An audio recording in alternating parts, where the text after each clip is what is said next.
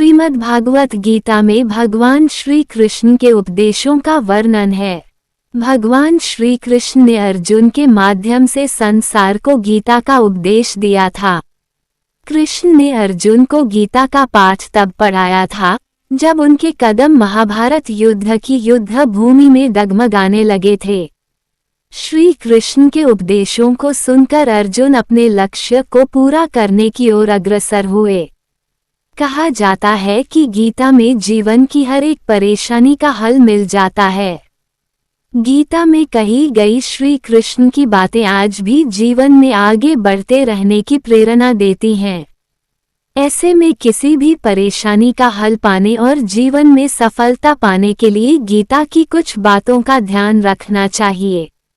माना जाता है कि जो भी व्यक्ति गीता की इन 5 बातों का जीवन में अनुसरण कर लेता है वो हर काम में जरूर विजय हासिल कर लेता है। ये रहे गीता के अनमोल उपदेश जो जीवन को नई राह दिखाते हैं। 1. फल की इच्छा छोड़ कर्म पर ध्यान देना चाहिए। गीता में श्री कृष्ण ने कहा है कि मनुष्य को फल की इच्छा छोड़कर कर्म पर ध्यान देना चाहिए। मनुष्य जैसा कर्म करता है उसे फल भी उसी के अनुरूप मिलता है। इसलिए व्यक्ति को अच्छे कर्म करते रहना चाहिए।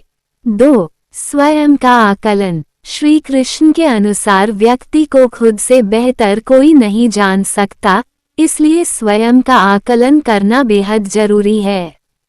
गीता में कहा गया है कि जो व्यक्ति अपने गुणों और कमियों को जान लेता है वह अपने व्यक्तित्व का निर्माण करके हर काम में सफलता प्राप्त कर सकता है। 3. मन पर नियंत्रण। हमारा मन ही हमारे दुखों का कारण होता है।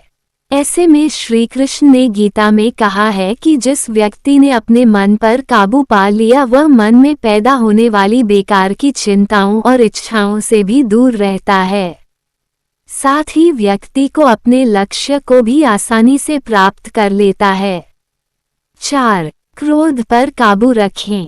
क्रोध में व्यक्ति नियंत्रण खो बैठता है और आवेश में आकर गलत कार्य कर देता है। यहाँ तक कि कभी कभी गुस्से में व्यक्ति खुद का अहित कर बैठता है।